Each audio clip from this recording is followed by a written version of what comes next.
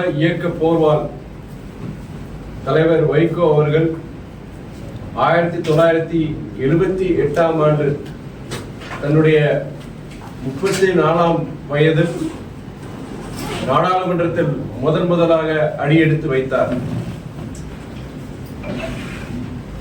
மாநிலங்களவை உறுப்பினராக 24 ஆண்டுகள், மக்களவை உறுப்பினராக 6 ஆண்டுகள், ஆக மொத்தம் நாடாளுமன்றத்தில் 30 ஆண்டுகளாக தமிழ்நாட்டின் குரலாக,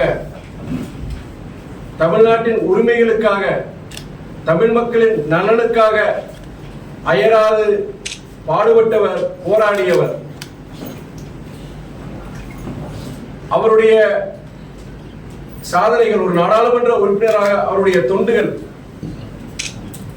ஏராளம்.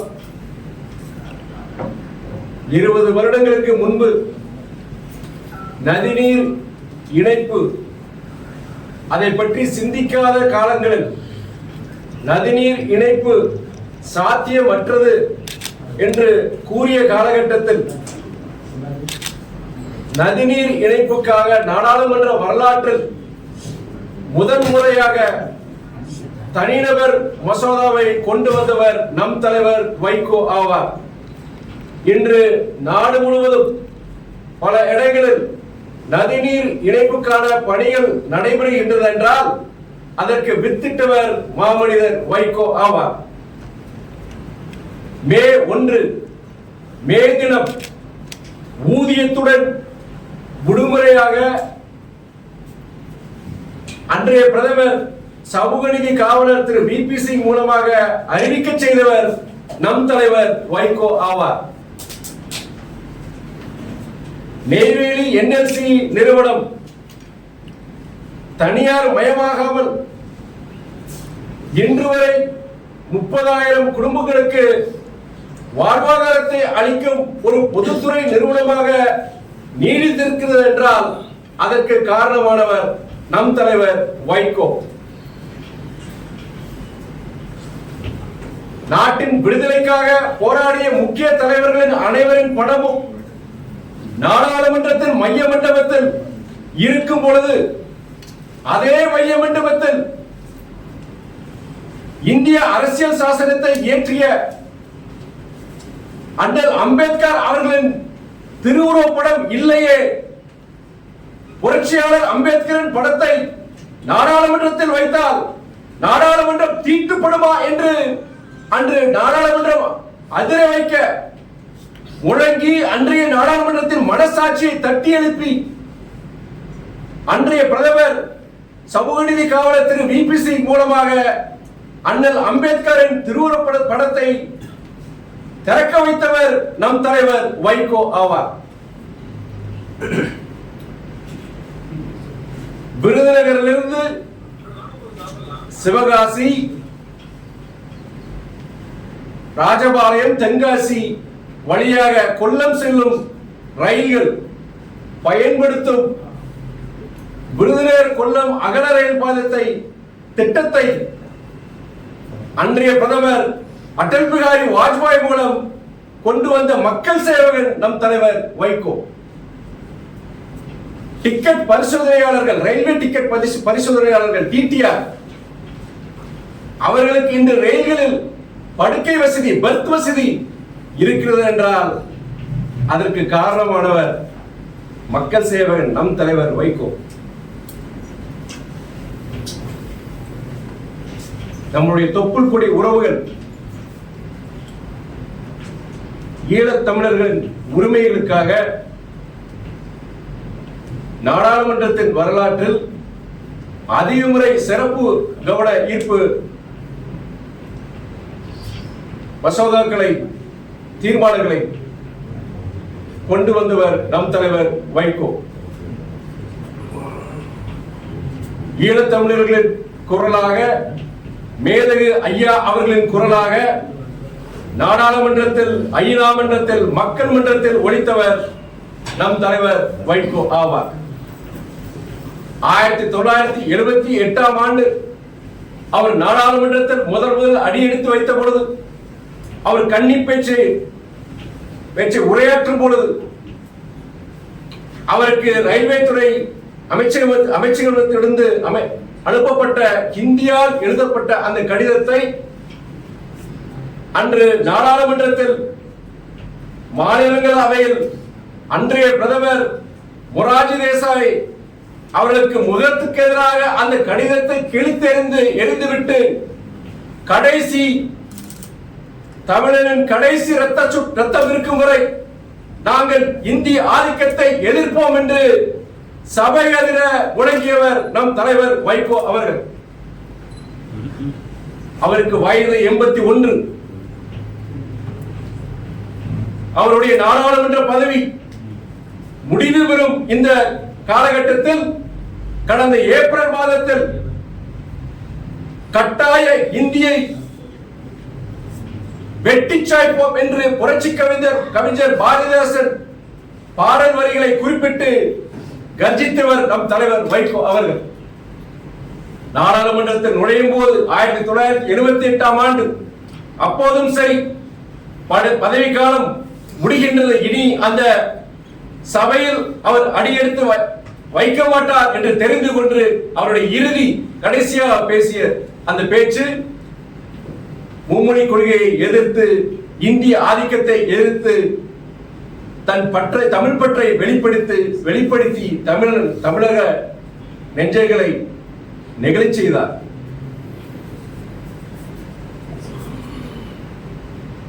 நாடாளுமன்ற வரலாற்றில் பார்லிமெண்ட் டைகர் என்றால் அது திராவிட இயக்க போர்வால் தலைவர் வைகோ தான். அதை யாராலும் அழிக்க முடியாது, மறுக்கவும் முடியாது.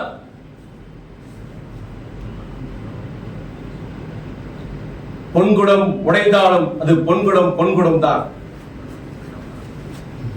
3 முறை ஒன்றிய அமைச்சர் பதவி தனக்கு அந்த வாய்ப்பு வந்த பொழுது அதை மறுதளித்த அரசியல் அதிசயம் தலைவர் வைகோ ஆவார். மக்கள் பணி, மக்கள் தொண்டே, பொது வாழ்க்கையின் அடிப்படை பண்பு என்று செயல்பட்டு வரும் மறுமலர்ச்சி திராவிட முன்னேற்ற கழகம் என்ற உன்னதமான இயக்கத்திற்கும் அதன் தலைவர் வைகோவிற்கும் பதவி ஒரு பொருட்டல்ல. எங்கள் மக்கள் பணி தொடரும். திராவிட இயக்க போர்வால் தொடர்ந்து சுழலும். தமிழ்நாட்டின் குரலாக தொடர்ந்து ஒலிக்கும். இதையும் கடந்து செல்வோம். நன்றி.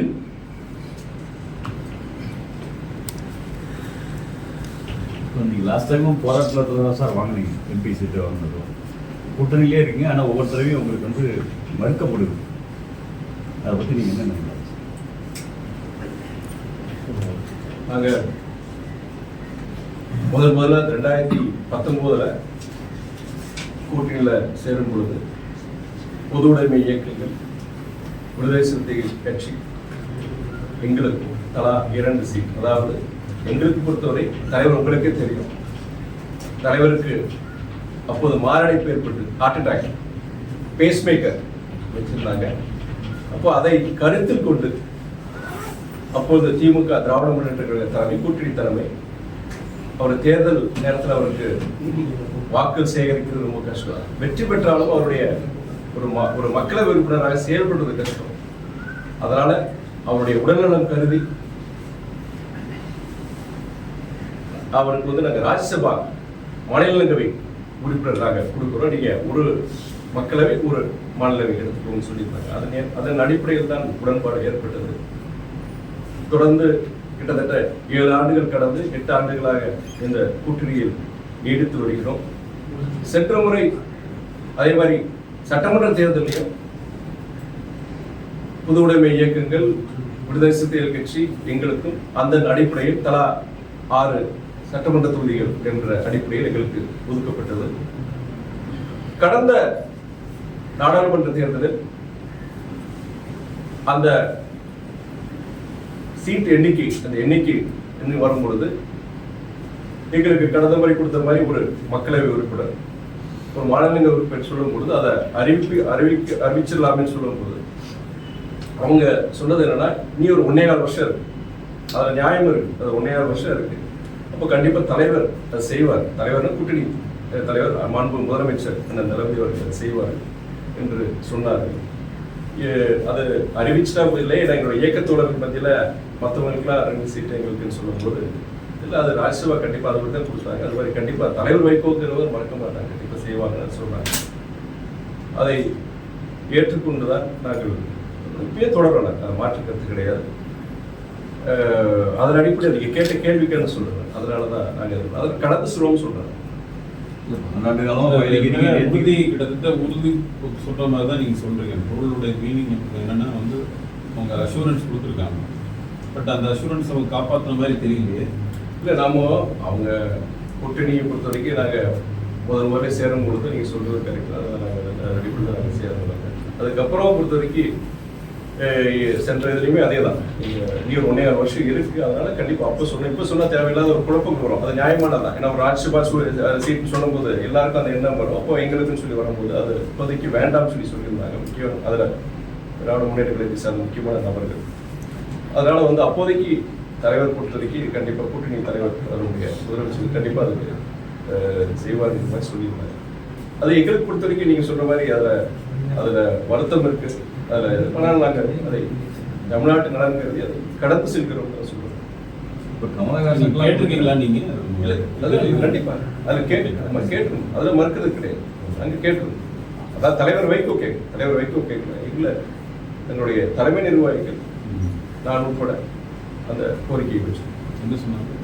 அவங்க இப்போ இதெல்லாம் என்ன சொன்னாங்கன்னா, கூடுதலாக ஒரு நம்ம மக்கள் நீதி இயக்கம் வருது. அதே நேரத்தில் திராவிட முன்னேற்ற கழகத்திலையும் ஏற்கனவே அவங்களுக்கு உறுதி செய்யப்பட்டிருந்தா அவங்களுக்கு இதே மாதிரி ப்ராமிஸ் பண்ணியிருப்பாங்க போல. அதனால அந்த காரணத்தினால ஒரு கொடுக்க முடியாத ஒரு சூழல் ஏற்பட்டு இந்த கூட்டணின்னு வரும்போது பெரும்பாலான எலெக்ஷன்ஸ்ல வந்து என்ன அப்சர்வ் பண்ணியிருக்கோம் அப்படின்னு சொன்னா, எம்டிஎன் கடைசி வரைக்கும் அவங்கள வந்து இது பண்ணிட்டு லாஸ்ட் மினிட்ல அவங்க ஒரு விதமான ஒரு ஏமாற்றத்தை கொடுக்குற மாதிரி தான் கட்சிகள் நடந்தது, இன்க்ளூடிங் டிஎம்கே அந்த மாதிரி தான் இருந்துச்சு. ஸோ கிட்டத்தட்ட அதே மாதிரி சுச்சுவேஷன் தான் இப்பயும் அந்த மாதிரி ஒரு ஃபீல் இருக்கு. இல்லை, நாங்கள் தலைவருக்கு வந்து நான் இந்த இன்டர்வியூலேயே ஃபர்ஸ்ட் எடுத்தவொடனே சொன்னேன், எதுக்காக இந்த இன்டர்வியூனா பல இடங்களில் கடந்த 2 நாட்களாக உங்களை போன்ற பத்திரிகை நிருபர்கள் ஊடகவியாளர்கள் தொடர்ந்து இது போன்ற கேள்வி கேட்குறேன். நான் அவாய்ட் பண்ணிட்டு தான் இருந்தேன். இருந்தாலும் இயக்கத்தோடர்கள் முக்கியமான நிர்வாகிகள் நம்முடைய நிலைப்பாடு என்னன்னு சொல்றேன். ஏன்னா இணையத்தில் நிறைய பேர் அவங்களுடைய கருத்துக்களை போட்டிருக்காங்க.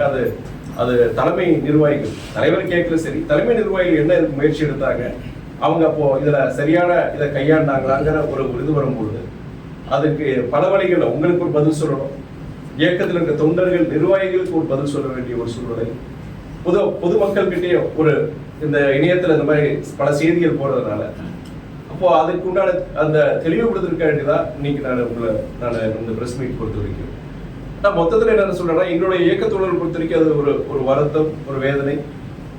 தலைவருடைய புது வாழ்க்கையை பொறுத்த வரைக்கும் உங்களுக்கு 61 வருஷமா தமிழ்நாட்டுக்காண்டி இன்னைக்கு அரசியல் எல்லைகளை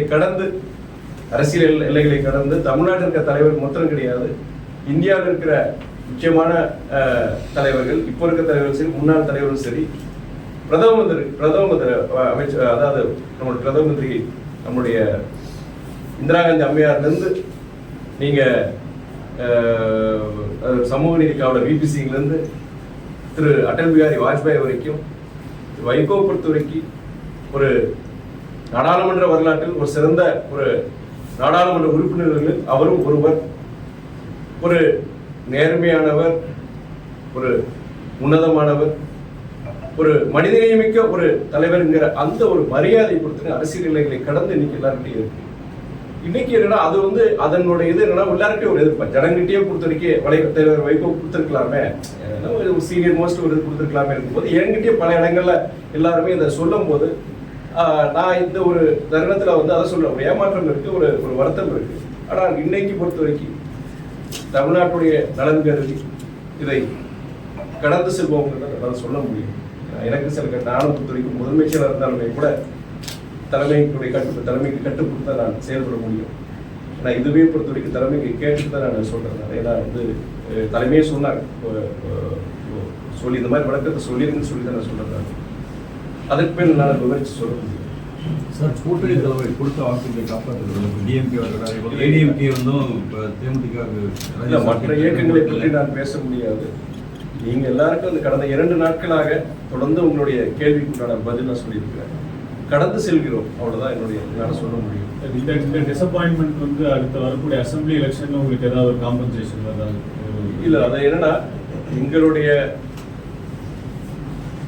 எதிர்பார்ப்பு பொறுத்த வரைக்கும் எண்ணிக்கையின் அடிப்படை கிடையாது. எந்த நோக்கத்துக்காண்டி இந்த கூட்டில் நாங்கள் சேர்ந்தது உங்களுக்கு எல்லாருக்கும் தெரியும். அப்படி அந்த தமிழ்நாட்டு நலனுக்காக இந்த ஒரு கூட்டணி வலுவா இருக்கணும், கூட்டணி தொடரணும் நினைக்கிற இயக்கம் தலைமை தான் எங்களுடைய. சட்டமன்ற தேர்தல் பொறுத்த வரைக்கும் அன்னைக்கு கண்டிப்பா வந்து பொறுத்த வரைக்கும் நீங்க சொல்ற மாதிரி சரி, இது ஒரு டிசப்பாயின்மெண்ட் தான், ஒரு ஏமாற்றம் தான். தலைவர் எங்களுக்காண்டி வேண்டாம், எங்களுடைய அடையாளமே அந்த வைகோங்கிற அந்த பிராண்ட் தான். தலைவர் வைகோ தான் எங்களுடைய அடையாளம். அவர் மனசங்கடப்படாத மாதிரி, அவர் எங்க இயக்கத்துக்கு எங்களுடைய தலைமைக்கு எந்த விதத்திலையும் ஒரு சங்கடத்தை உருவாக்காத மாதிரி, ஒரு தன்மானத்தை இழக்காத மாதிரி அவங்க கண்டிப்பா கொடுப்பாங்க நான் நினைக்கிறேன். வைகோவை போட்டியிட வாய்ப்பு இருக்குமா? அது அவர் தான் முடிவெடுக்கணும். அவர் முடிவெடுக்கணும், இயக்கம் முடிவெடுக்கணும். அதுக்கு கூட்டணி தலைமையும் அதுக்குண்டான வாய்ப்பு அவங்க கொடுக்கணும். இந்த பேருந்து கட்டண உயர்வு கருத்து கேட்கிறாங்க சார். பேருந்து கட்டண உயர்வுக்கான சூழ்நிலை இருக்கு அப்படின்ற மாதிரி சொல்றாங்க. இல்லை, அது பேருந்து கட்டணம் பொறுத்த வரைக்கும் அது இந்த நேரத்தில் உயர்த்த மாட்டாங்கன்னு நினைக்கிறதுனால, எனக்கு ஏற்கனவே வந்து பல இது இருக்கிறதுனால உங்களுக்கு இந்த நேரத்தில் பண்ண மாட்டாங்கிற நம்பிக்கை இருக்கு. நீங்க மின்சாரம் கூட போனோட கேட்டிருந்தீங்க, மின்சார உயர்வு இருக்குமான்னு நீங்க கேட்டிருந்தீங்க.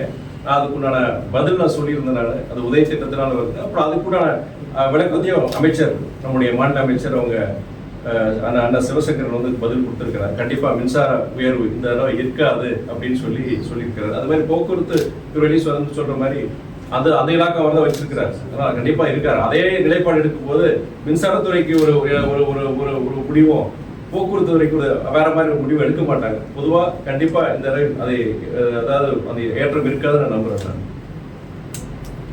இது இந்த வேதனையா இருக்கு சொன்னீங்க. Don't you think that it will lead to the breakup of alliance? So I don't think so.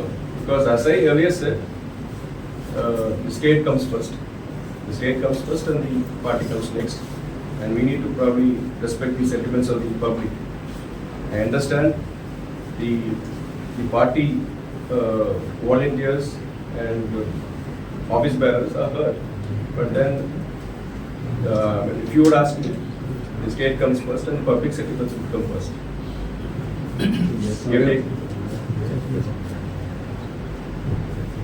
From that, the alliance. Yes. The alliance will not break because of Mr. Vaiko being denied a Rajya Sabha seat. Because as I earlier said, he was offered the cabinet when Central Minister, not once but thrice. He had denied it, and probably he's a very principled leader. And probably when a politician denies or refuses probably a post as high as a cabinet minister's post, that shows his ideals. And in this juncture, if for a Rajya Sabha seat, if probably we probably think otherwise. It would be a grave injustice, probably not even, and that's what I'm advising the cadres. Our leaders sacrificed a lot. I mean, he's been in public life for nearly 61 years. It's like he has been in prison for more than 5 years. இன்னைக்கு தமிழக அரசியல்ல திராவிட இயக்க தலைவர்கள்ல அதாவது லஞ்ச ஊழல் குற்றச்சாட்டுக்காண்டி கிடையாது, மக்கள் பிரச்சனைக்காண்டி அதிக வருடங்கள் சிறையில் இருந்த ஒரே தலைவர் வைகோ. 5 வருஷம் இருந்திருக்கிறாரு, மக்களுக்காக இருந்திருக்கிறாரு. அப்படி பல தியாகங்கள் செஞ்சிருக்கிறாரு. ஒன்றிய அமைச்சர் பதவி 3 தடவை கொடுத்துமே, அதாவது அன்னைக்கு நீங்க டிஃபென்ஸ் ஃபினான்ஸ் தவிர எந்த போர்ட்ஃபோலியோ எடுத்துக்கோங்கன்னு சொல்லிட்டு, அது வேற டிஃபென்ஸ் ஃபினான்ஸ் தவிர எந்த போர்ட்ஃபோலியோ எடுத்துக்கோங்கன்னு சொல்லி கொடுக்கும்போது எனக்கு வேண்டாம்னு சொல்லி மறுத்தவர். அப்படிப்பட்ட ஒரு தலைவர் கொடுத்து இதுக்காண்டி ஒரு ராஜ்யசபா சீட்டுக்காண்டி இது பண்றது வந்து அது மிகவும் நினைக்கிறதே மிகவும் தவறு. அதனால அந்த நிலைப்பாடுல வந்து நாங்க மாற்றம் கிடையாது. என்ன பிளான்ஸ்? இப்போ சட்டமன்ற தேர்தல் அடுத்து 1 வருஷம் தான் இருக்கு, 1 வருஷம் கூட கிடையாது. கட்டமைப்பு பொதுக்குழு ஜூன் 22 மறுமலர்ச்சி திராவிட முன்னேற்ற கழகத்துடைய பொதுக்குழு அறிவிக்கப்பட்டுள்ளது. அதற்குண்டான பணியும் பொதுக்குழுவை பொறுத்த வரைக்கும் அடுத்த கட்ட பணிகள் சட்டமன்ற தேர்தலை நோக்கி இயக்கத்தை வலுப்படுத்துவதற்கு சட்டமன்ற தேர்தலில் நம்முடைய இயக்கம் சிறப்பான முறையில் செயல்பட்டு அதுக்குண்டான அங்கீகாரம் பெறுவதற்காக கூட்டியிருப்பு வச்சுக்கிட்டீங்கன்னா தலைவர் வைகோக்குன்னு ஒரு மரியாதை இருக்கு. பட் என்னதான் இருந்தாலும் கட்சிங்கிறது நாங்கள் ஏதோ ஒரு கொடுக்கணும், அதுக்குண்டான பங்களிப்பு கண்டிப்பாக இருக்கணும். அடுத்து வர காலகட்டங்களில் இனி அந்த இயக்கப்பணிகளை தீவிரப்படுத்துறது, அதே நேரத்தில் பொறுத்த வரைக்கும் எங்கெங்க எங்களுக்கு இயக்கம் வலுவா இருக்கோ அந்த மாவட்டங்கள், அந்த சட்டமன்ற தொகுதிகளை அதை அடையாளம் கண்டு அங்கு அரசியல் பணிகளை தீவிரப்படுத்துறது எங்களை மறுமலர்ச்சி திமுகவால் கண்டிப்பாக நாம் பலன் பெறுவோம் என்கிற நம்பிக்கை கூட்டணியில் இருக்கும். அது திமுக தலைமைக்கு, அதாவது கூட்டணி தலைமைக்கு மாத்திரம் கிடையாது, பிற இயக்கங்களுக்கு கூட அந்த ஒரு இதை உருவாக்குறதுக்கு உண்டான என்னென்ன செயல்பாடுகள், என்னென்ன செயல் திட்டங்கள், அதுக்கு உண்டான விவாதம் வந்து பொதுக்குழு கண்டிப்பாக நடக்கும். அது இல்லாம பொறுத்த வரைக்கும் அடுத்து ஏற்கனவே நாங்கள் பேசியிருந்தோம், அடுத்து தொடர்ந்து இந்த அடுத்த ஒரு 16-17 மாதங்கள் பொறுத்த வரைக்கும் மக்கள் சார்ந்த சில விஷயங்கள், முக்கியமான விஷயங்கள் அதையும் நாங்கள் மக்கள் மன்றத்துக்கு விவாதிப்போம் நாங்கள் முடிவெடுத்தோம். சார், ஏற்கனவே பண மதிப்பிழப்பு நடவடிக்கைலாம் இப்போ திருப்பி இந்த 500 தாவல்கள்லாம் திரும்ப பெறணும்னு சொல்லி சந்திரபாபு நாயுடு சொல்லியிருக்காரு. நீங்கள் டிமானிட்டைசேஷன் பொறுத்த வரைக்கும் அது ஒரு நல்ல நோக்கத்துக்காண்டி கொண்டு வந்தாங்க. கருப்பு பணத்தை ஒழிக்கிறதுக்காண்டி கொண்டு வந்தால் நல்ல நோக்கம் தான், தவறான நோக்கம் கிடையாது. பட் அது எப்படி செயல்படுத்தப்பட்டது, அதனால அந்த பாதிப்புகள் பார்க்கும்போது குறிப்பா middle class, lower middle class, அடித்தட்டு ஜனங்க நிறைய பேர் சங்கடப்பட்டாங்க. நீங்க ஒரு கருப்பு பணம் வச்சிருந்த ஒரு 10,000 பேரை நீங்க தண்டிக்கிறதுக்காண்டி கோடிக்கணக்கான நடுத்தர, அதாவது மிடில் கிளாஸ் பீப்புளையும் நீங்க ஏழை மக்களையும் பாதிக்கப்பட்டிருந்தாங்க. அது பார்க்கும்போது அது ரொம்ப சில பேர்ல ரொம்ப சங்கடப்பட்டாங்க. விவசாயிகள் சரி, ஏழை மலைகள் ரொம்ப கஷ்டப்பட்டாங்க. அப்போ சில மரணங்கள் கூட நடந்தது அந்த நேரத்தில். அது ஒருத்தர் டிமானிட்டேஷன் சரி அவ்வளவு தூரம் பண்ணாங்க இல்லையா, அதுக்குண்டான தீர்வு கிடைச்சதா அப்படின்னு பார்க்கும்போது பல ஆய்வுகள் என்ன தெரியுதுன்னா, அந்த டிமானிட்டேஷனால என்ன நோக்கத்துக்காக அது கொண்டு வரப்பட்டதோ அந்த நோக்கம் நிறைவேறது, மறுபடியும் அதை கொண்டு வரதுங்கிறது இதுதான். நீங்க கருப்பு பணத்தை ஒழிக்கிறதுக்கு எவ்வளவு சட்டங்கள், இன்னைக்கு இன்கம் டேக்ஸ் சரி, இன்னைக்கு இன்கம் டேக்ஸ் நிறைய புதிய சட்டங்கள் கொடுத்துருக்காங்க. பண பரிவர்த்தனை சட்டம், அதாவது 2 லட்சத்துக்கு ரூபாய்க்கு மேல நீங்க ரொக்கமா நீங்க எதுவுமே பண்ண முடியாது இருக்கு. பண்ணா 100% பெனால்டி இருக்கு, ஃபைன் இருக்கு. அது அதாவது கருப்பு பணத்தை ஒழிக்கிறதுக்குள்ளான அனைத்து சட்டங்கள், புதிய சட்டங்களும் கொண்டு வந்திருக்கிறாங்க. அதை கொண்டு வந்தாலே செயல்படுத்தாலே போதும். உங்களுக்கு மறுபடியும் டிமானிட்டைசேஷன் கொண்டு வருவது தேவையில்லாத ஒன்று நான் நினைக்கிறேன். லாஸ்ட் 4 years டிஎம்கே ரூல்ல நிறைய குற்றச்சாட்டுகள் சொல்றாங்க. குறிப்பா கரப்ஷன் டிஃப்ரெண்ட் லெவல் அப்படின்னு சொல்றாங்க. They cite so many examples including collection of 10 rupees per bottle, or the sale of in the counters of Tasman. See, நீங்க சொல்றது small one, but so many complaints have been, allegations have been raised against the PMK ministers. நீங்க இப்போ allegations நீங்க சொல்ற மாதிரி குறிப்பா நம்முடைய எதிர்கட்சி தலைவர் எழுப்பியிருக்காங்க. அதுக்கு சில விஷயங்கள் கொடுத்துருக்கு. டாஸ்மாக் பொறுத்திருக்கு அமலாக்கத்துறை அது அவங்க ரெய்டு நடத்தியிருக்கிறாங்க. அதுக்குண்டான சில அவங்களே ஸ்டேட்மெண்ட்ஸ் கொடுத்துருக்குறாங்க. பட் அது எவ்வளவு தூரம் அது உண்மைங்கிறது நம்ம கொஞ்சம் பார்க்கணுங்க. இப்போ கடந்த காலங்கள் இதே மாதிரி இடி பொறுத்த வரைக்கும் அவங்க சில இந்த தமிழ்நாடு எடுத்துட்டுருங்க, பிற மாநிலங்கள் பாஜக ஆளாத சில மாநிலங்கள் அந்த மாதிரி இன்கம் டேக்ஸ் சரி, இடி சரி, சிபிஐ சரி, அவங்க எப்படி அவங்க செயல்பட்டு இருக்கிறாங்க. சில தவறான முன்னுதாரணங்கள் இருக்கு. அதே நேரத்தில் அதே தவறை நீங்க பாஜக அல்லாத பிற மாநிலங்கள் நடக்கிற இதே போன்ற குற்றச்சாட்டு பொறுத்திருக்கீங்க. பிற மாநிலங்கள் பாஜக ஆளுகின்ற மாநிலம் அந்த குற்றச்சாட்டு எழுப்பப்பட்டு அங்க இதே நடவடிக்கை இன்கம் டேக்ஸ் என்ஃபோர்ஸ்மெண்ட் டைரக்டரேட் இதே மாதிரி ரெய்டு பண்ணியிருக்காங்களா, அது சம்பந்தப்பட்ட நபர்கள் மீது நடவடிக்கை எடுத்திருக்காங்களாங்கிறது பல விவாதங்கள் ஓடிட்டு இருக்கும் பொழுது, அதாவது அவங்க ஒன்றிய அரசுடைய கைப்பாவையா ஒரு செயல்படுற மாதிரி தான் இப்போ இன்னைக்கு பல ஊடகங்கள் சொல்லிட்டு இருக்கிறாங்க, செஞ்சுட்டு இருக்காங்க. பட் ஓகே, கேஸ் ரிஜிஸ்டர் ஆயிருக்கு, நீ கேஸ் எஃப்ஐஆர் பதிவு பண்ணியிருக்கிறாங்க. நீதிமன்ற விசாரணை அப்புறம் ஒரு தீர்ப்பு வரும்போது அப்போ நமக்கு எல்லாருக்கும் தெரியணும், உங்களை போன்றவருக்கு என்னை போன்றவர்களுக்கும் உண்மையிலேயே தவறு நடந்திருக்கான்னு தெரியணும். ஆனா ஒரு இன்கம் டேக்ஸ் இதை வச்சோ, ஒரு ஐடி இதை வச்சோ அவங்க அவங்க சொல்றதை வச்சு, அவங்க நடவடிக்கையை வச்சு தவறு நடந்திருக்கா, அப்படி தவறு நடந்திருக்கு நம்ம சொல்ல முடியாத ஒரு சூழ்நிலை இருக்கு. ஏன்னா பிற மாநிலங்களை பொறுத்திருக்கீங்க, பாஜக அல்லாத பிற இயக்கங்கள், பிற அரசியல் கட்சிகள் ஆளுகின்ற மாநிலங்கள்ல அந்த ஒரு இது கிடையாது. உதாரணத்துக்கு ஒரே ஒரு உதாரணம் தெரியும் உங்களுக்கு. சமீபத்தில் அசோகா யூனிவர்சிட்டியுடைய ப்ரொஃபசர் அவர் அந்த ஆபரேஷன் சிந்தூருக்கு அப்புறம் ஒரு ஒரு பொதுவான கருத்து, நாட்டுப்பற்று சம்பந்தமா, நாட்டுப்பற்றை பற்றி தான் இந்த மாதிரி நம்முடைய ராணுவ வீரர்கள் வந்து பற்றி சொல்லி, குறிப்பா நம்முடைய ராணுவத்தில் பணியாற்ற நம்முடைய பெண் அந்த அலுவலர்கள் பத்தி நல்லா தான் சொல்லியிருக்கிறார். ஆனா அதுல ஒரு வேற மாதிரி அர்த்தம் செஞ்சு கொண்டு வந்து அவர் மேல கடுமையான நடவடிக்கை எடுத்திருக்கிறாங்க. அதே நேரத்துல பாஜக அமைச்சர் ஒருத்தர் உத்தரப்பிரதேஷ் சார்ந்த, மத்திய பிரதேஷ் விஜய் ஷா நினைக்கிறேன், அந்த அமைச்சர் வந்து அவ்வளவு ஒரு கொச்சையான ஒரு வார்த்தைகள் யூஸ் பண்ணி, அதாவது என்னன்னா தீவிரவாதிகளுடைய சகோதரிகளை வச்சே நாங்க பதிலடி கொடுக்கணும்னு சொல்லும் போது குறிப்பிட்ட ஒரு சமுதாயத்தின் மேல ஒரு கோபத்தையும் கொண்டு வர ஒரு சூழ்நிலை, அது எவ்வளவு ஒரு முக்கியமான ஒரு, அவர் மேல நடவடிக்கை எடுக்கல. அதுக்கப்புறம் உயர் நீதிமன்றம் தலையிட்டு, உச்ச நீதிமன்றம் தலையிட்டு ஒரு எஃப்ஐஆர் பதிவு பண்ணி அவர் மன்னிப்பு கேட்டோம். இது உச்ச நீதிமன்றம் கடுமையான ஒரு இது. சோ என்னன்னா இங்க ஒரு நியாயம் அங்க ஒரு நியாயம் பார்க்கணும். இது வந்து பொறுத்த வரைக்கும் இதெல்லாம் பார்க்கும்போது சரி, இதெல்லாம் அவங்க நீங்க சொல்ற குற்றச்சாட்டை பொறுத்த வரைக்கும் உண்மையா கூட இருக்கலாம், இல்லாம கூட இருக்கலாம். பட் இந்த நடவடிக்கைகளை சொல்ல முடியாது, நீதிமன்றங்களுடைய தீர்ப்பு வச்சு நம்ம தீர்மானிக்க முடியும். சார், கமலஹாசன் வந்து கன்னட தமிழ்லேருந்து தான் வந்தது அப்படின்னு சொல்லியிருக்காரு. பினராயி விஜயன் சொல்லியிருக்காரு, மலையாளமும் தமிழும் கலந்துருக்காரு, சம்ஸ்கிருதம் தமிழ் கலந்தா மலையாளம்னு சொல்லியிருக்காரு. அவங்க ஒத்துக்கிறாங்க, ஆனா அந்த அரசியலாக்கப்படுறாங்க. இல்ல, அது கண்டிப்பா அரசியல் சொல்றேன். இல்ல, நாட்டுல பல இடம் சொல்லியிருக்கேன் நான். நாட்டுல பல பிரச்சனைகள் இருக்கு. நாட்டுல மக்களுடைய அடித்தட்டு பல அடிப்படையான விஷயங்கள் இருக்கு. தண்ணீர் பிரச்சனை, கல்வி, வேலை வாய்ப்பு, பணவீக்கம், பல்வேறு பிரச்சனைகள் இருக்கும் பொழுது நீங்க இதை வந்து தேவையில்லாத விஷயத்த நான் சொல்லுவேன் நான். ஆனா ஒன்னே ஒரு விஷயம் என்ன பொறுத்த வரைக்கும்னா, மொழி வல்லுநர்கள் அவங்க என்ன சொல்லியிருக்காங்கன்னா, ஒருத்தரோட பல பேர் அந்த டாக்குமெண்ட் தரவுல வச்சு சொல்லியிருக்கிறாங்க. தமிழ் மொழி தான் அது வந்து அது முதல் மொழி.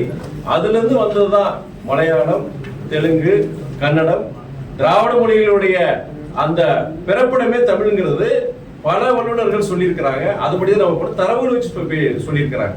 அதுல அவரு திரு கமலஹாசன் அவர்கள் சொன்னது வந்து அதுல 100க்கு 100 உண்மை தான் சொல்லுவேன் நான். இதை வந்து நீங்க உடனே நான் பெருசா நீ பெருசா, அதாவது மொழிங்கிறது மாதிரி ஜாதிலையும் சரி மதத்திலையும் சரி நீ பெருசா நான் பெருசான்னு சொல்லி ஒரு அரசியலாக்கி கவனத்தை வந்து சிதறடிக்கிறதா நான் பாக்குறேன். இது போன்றதெல்லாம் பேசவே கூடாது. சார், தமிழ்நாட்டுல தமிழக நலன்களுக்காக கூட்டணியில தொடரணும் அப்படின்னு சொல்றீங்க.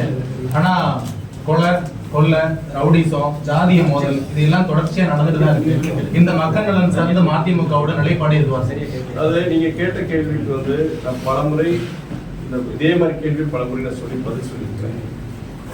இந்தியா நம் நாடு, நம்மளுடைய மாநிலம் தமிழ்நாடு பொறுத்த வரைக்கும் ஒரு வளரும் நாடு தான். வேற டெவலப்பிங் எக்கானமி தான். வளர்ந்த நாடுகள் டெவலப் எக்கானமிஸ்டே பார்த்தீங்கன்னா கிரைம் ரேட் எவ்வளவு இருக்கு, கிரைம் ரேட் தான் செய்யுது. நீங்க தமிழ்நாடையும் பிற மாநிலம் கம்பேர் பண்ணுங்க. நான் சொல்லணும்னா நீங்க நேஷனல் கிரைம் ரெக்கார்ட்ஸ் பியூரோ போங்க. அது வந்து ஒன்றிய அரசு சார்ந்த ஸ்தாபனம் தான், அது மாநில அரசு கிடையாது.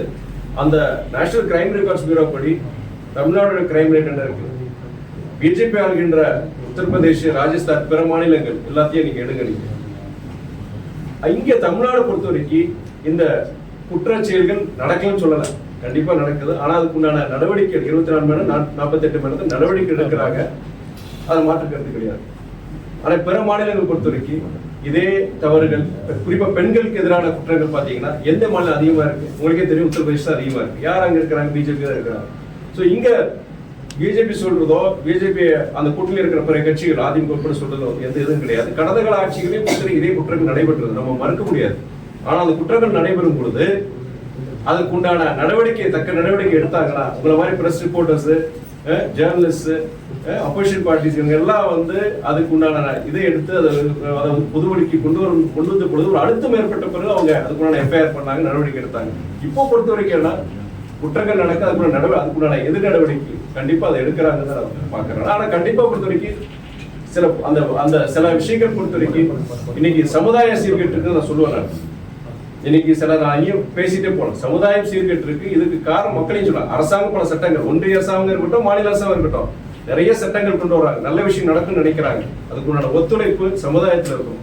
சமுதாயத்திலே பொறுத்த வரைக்கும் பல சீர்கேடுகள் இருக்கு. நீங்க அதெல்லாம் பொறுத்த வரைக்கும் ஜனங்களை பொறுத்த வரைக்கும் இதெல்லாம் விட்டு அவங்களுக்கு ஒரு விழிப்புணர்வு வரணும், வந்தாலும் இதெல்லாம் ஒரு முற்றுப்புள்ளி வைக்க முடியும். ஆனால் இது போன்ற இது பொறுத்த வரைக்கும் நீங்க சொல்ற இதெல்லாம் பொறுத்த வரைக்கும் கண்டிப்பா அதுக்குள்ள நடவடிக்கை, இனியும் அது குறைக்கிறதுக்குள்ள நடவடிக்கை கண்டிப்பா மாநில அரசு இருக்கும். பிஎம்கேல அன்புமணி மேல ராமதாஸ் கடுமையான குற்றச்சாட்டுகள் வந்து வச்சிருக்கு, எப்படி பாக்குறீங்க? அது இன்னொன்னு சொல்லிடுறேன். நீங்க சொல்ற மொழியை பத்தி சொன்னதெல்லாம் எதுதான் உங்களுக்கு வந்து டிஆர்பி வேணும், இது வேணும், அக்ரி, உங்களுக்கு ஏதாவது ஒரு சென்சேஷன் இருக்கணும். ஆனா நீங்களாம் ரெஸ்பான்சிபிள் ஜேர்னலிஸ்ட் எல்லாம் நிறைய பேர் பார்த்தீங்கன்னா நிறைய வருஷம் நீங்க இதில் பணியாற்றி இருக்கிறீங்க, செஞ்சிருக்கிறீங்க. நாட்டோட அடிப்படை மக்களோட எத்தனோ பிரச்சனை அதை ஹைலைட் பண்ணுங்க. அதை நான் செய்யல, இல்ல ஒரு எம்பியை நான் செய்யல, இல்ல வந்து ஒரு ஆளுங்கட்சி ஒரு அமைச்சர் அவர் செய்யல, இல்ல ஒரு இந்த ஆளுங்கட்சி கூட்டில் நாங்க இருக்கிறோம் இங்க மேல, அதெல்லாம் கேளுக்கிறீங்க. ஆனா இந்த தனிநபர் பற்றிய ஒரு விமர்சனம் இல்லாட்டி அந்த இயக்கம் இருக்கு, அது ஒரு ஜனநாயக நாட்டில் இருக்கிறீங்க, அந்த இயக்கத்தை பற்றிய உட்கட்சி விவகாரம் அதை பொறுத்த வரைக்கும் அந்த இயக்கத்துக்கிட்ட தான் நீங்க கேட்கணும். நீங்க அதை நான் பத்தி நான் சொல்றதே ஒரு ஆரோக்கியமானது இல்லை, நாகரிகமானதுன்னு சொல்றேன். இன்னொரு கட்சியில நடக்கிறது வந்து அது ஒரு ஜனநாயக இயக்கத்துல அவங்க முடிவெடுக்கட்டும், இவர் வேணுமா அவர் வேணுமான்னு முடிவெடுக்கட்டும். நானோ இன்னொரு பிற இயக்கத்தை சார்ந்தவங்களோ இன்னொரு இயக்கத்துல நடக்கிறத பத்தி சொல்றது நாகரிகமற்றதை நான் சொல்லுவேன். நான் அது தவறான ஒரு இது. அப்போ வந்து என்னன்னா உங்க கட்சியை வளர்க்க பாருங்க, உங்க கட்சிக்கு உண்டான நிறைய நம்ம எங்ககிட்ட சொல்றீங்கன்னா மதிமுக பத்தி சில குறைகள் இருக்கதான் செய்யுது, அதுக்குள்ள திருத்தறதுக்குள்ள நாங்க அதை சுட்டி காட்டுங்க, திருத்துறோம். இன்னொரு இயக்கத்தை பத்தியோ இன்னொரு இயக்கத்திலோட இருக்கிற குழப்பங்களை பத்தியோ நம்ம பேசுறது நல்லது. பெண்கள் வாழ தலையிட்ட நாடு தமிழ்நாடு மைனா நாயகன் யாருங்க? மைனா நாயகன் மாநிலத்தில். ஆமா, பெண்கள் வாழ தலையிட்ட நாடு முடியுது தமிழ்நாடு. அதாவது அப்போ முதல்ல போய் அவர் வந்து அங்க உத்தரப்பிரதேஷ் போனாங்க, உத்தரப்பிரதேஷ் ராஜஸ்தான் போனோம், அங்க என்ன நடக்குது பார்த்துக்கிட்டு அங்கே வந்து ஆளுகின்ற கட்சி வந்து பாஜக பொறுத்த வரைக்கும் அங்கேயே அதை செயல்படுத்த முடியல. ஏன் அங்க பெண்களுக்கு பாதுகாப்பு கொடுக்க முடியல, அவரால் அந்த இயக்கத்தினால பாஜகனால கொடுக்க முடியல. அப்படி பார்க்கும் பொழுது தமிழ்நாட்டை பொறுத்த வரைக்கும் நான் கூட்டில இருந்து சொல்லலாம், இதே நேஷனல் கிரைம் ரெக்கார்ட்ஸ் பியூரோ வச்சு சொல்றேன், இந்தியாவிலேயே குறைஞ்ச, அதாவது தமிழ்நாட்டு இருக்கு நடக்கலன்னு சொல்லல, ஆனா மற்ற மாநிலங்கள் கம்பேர் பண்ணும் போது தமிழ்நாட்டில் பெண்களுக்கு எதிரான அந்த பாலியல் சம்பவங்கள் குற்றம் நடக்குது கம்மியானதா.